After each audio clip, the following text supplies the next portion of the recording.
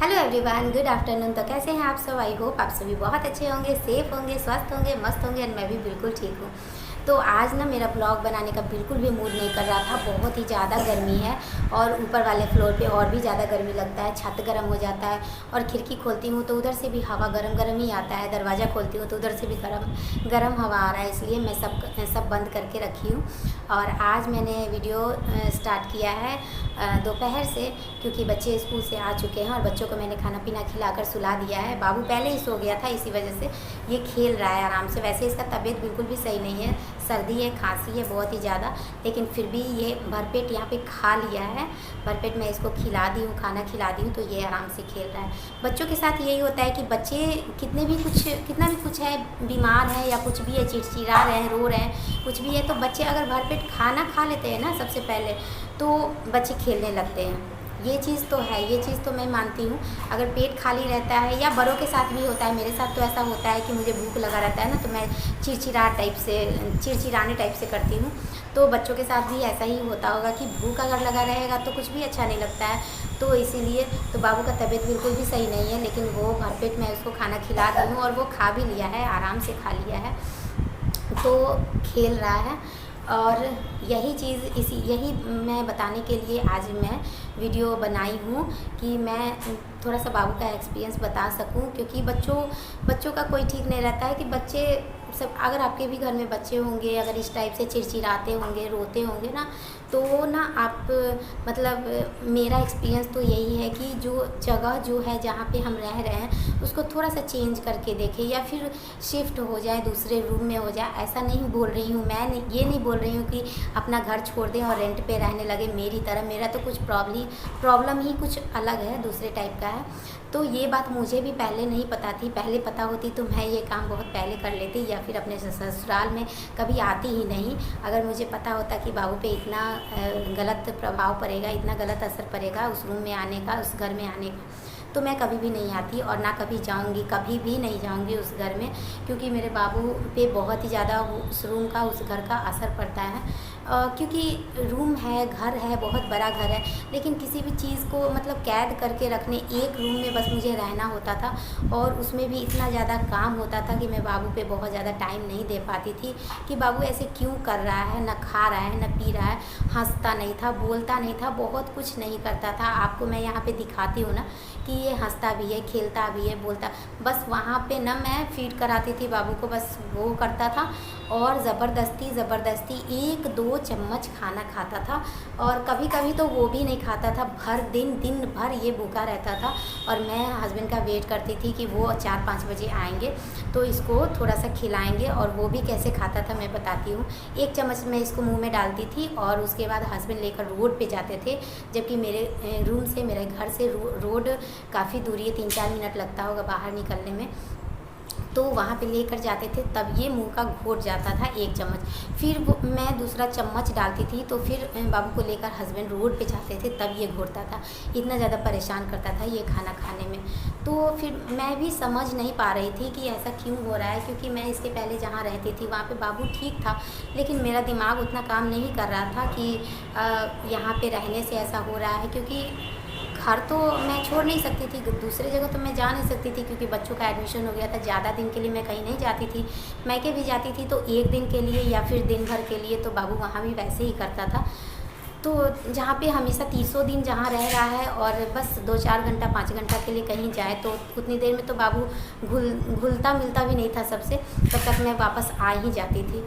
लेकिन जब मैं यहाँ पे जब से आई हूँ तब से मैं इसमें इतना ज़्यादा चेंजिंग देखी हूँ, इतना ज़्यादा कि मतलब इसको स्पेस भी मिल रहा है खेलने के लिए, थोड़ा सा लाइट भी है, थोड़ा सा रोशनी वाला माहौल भी है। अभी जो भी लाइट देख रहे हैं आप लोग, वो सिर्फ मेरे रूम का है, कोई भी बल्ब मैंने जलाया नहीं है, सिर्फ पूरे लाइट है। जबकि मैंने खिड़की, दरवाज़ा सब कुछ बंद करके रखा है, फिर भी इतना ज़्यादा लाइट है। तो बच्चों को अब मुझे पता चला है, क्योंकि जब ठेस लगता है ना तभी बुद्धि आती है, ठेस लगने से ही बुद्धि बढ़ती है। तो अब मुझे पता चला है कि बड़ों के साथ साथ बच्चों को भी सब कुछ चाहिए, सब कुछ चाहिए। ऐसा नहीं है कि बस बस उसको मोबाइल दे दिए और उसको ज़बरदस्ती सब कुछ कर रहे हैं। सब कुछ मुझे यहाँ पे बिल्कुल भी इससे ज़बरदस्ती नहीं करना पड़ता है, ये आराम से खाना खा लेता है। बच्चे हैं तो थोड़ा तो परेशान करेंगे ही, थोड़ा कभी कभी करता भी है, लेकिन मतलब 70 क्या, मैं 95% मैं इससे निश्चिंत हूँ। 95% ये बदमाशी नहीं, 5% सिर्फ बदमाशी करता है बाबू यहाँ पे, कभी कभी करता है वो भी। लेकिन इसमें इतना ज़्यादा चेंजिंग आएगा मेरे जगह चेंज करने से मैंने कभी भी नहीं सोचा था।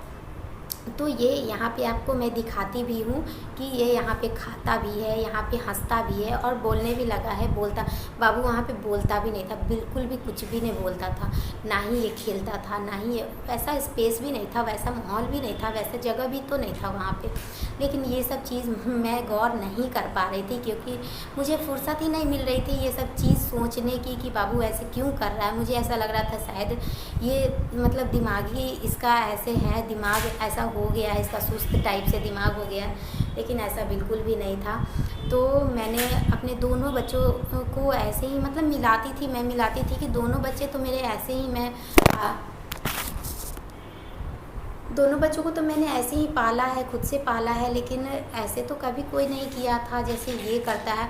मतलब खाना बिल्कुल भी खाता ही नहीं था, एकदम से नहीं खाता। और बच्चे अगर खाना नहीं खाएंगे तो चिड़चिड़ाएंगे ही, रोएंगे ही, बस ये परेशान ही करेंगे।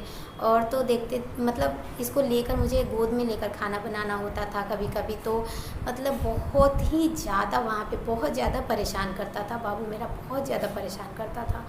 और ये वाला ब्लॉग बनाने का मेरा मतलब बस ये है कि अगर आपके भी बच्चे इस तरह से परेशान करते हैं, चिड़चिड़ाते हैं, खाते नहीं हैं या फिर रोते रहते हैं, तो मैं बस इतना बोलूँगी कि आप जहाँ पे रह रहे हैं बच्चों को भी थोड़ा समझना चाहिए। बच्चों को भी समझना बहुत ज़रूरी होता है कि बच्चे चाहते क्या हैं आखिर। तो मैं बस इतना बोलना चाहूँगी कि अगर आपके पास भी बच्चे हैं, आपके घर में भी बच्चे हैं और आप भी इस तरह से परेशान हैं कि बच्चा खा नहीं रहा है, बच्चा रो रहा है, बच्चा चिड़चिड़ा रहा है और हमेशा गोद में रह रहा है, और तो मैं बस इतना बोलना चाहूँगी कि ज़रूरी नहीं है कि आप लोग भी मेरी तरह घर छोड़ दें। मेरा तो कुछ और ही प्रॉब्लम था, इस वजह से मैंने घर छोड़ा।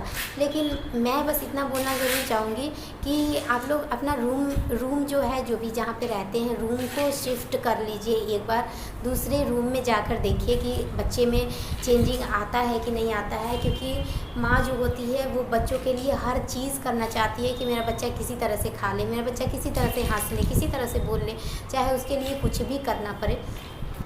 तो मेरा ये ब्लॉग बनाने का मतलब बस यही है कि मैंने जो गलती की है अपने बाबू के साथ, मैंने 1 साल तक जो मतलब क्या बोले उसको सज़ा देना ही होता है कि मैंने 1 साल तक बाबू को सज़ा दिया और मैं समझ नहीं पा रही थी। शायद भगवान को भी यही मंजूर था, भगवान ने समझ लिया कि हाँ मेरे बाबू के साथ कुछ गलत हो रहा है, तो भगवान कुछ ना कुछ ऐसा कर दिए। और मेरी सासू माँ भी मेरे साथ ऐसा कुछ करेगी ये भी मुझे बिल्कुल भी अंदाज़ नहीं था। मुझे लगा 90% तक सब कुछ ठीक हो गया था, 10% बस बचा हुआ था, लेकिन अचानक से ये सब कुछ हो जाएगा।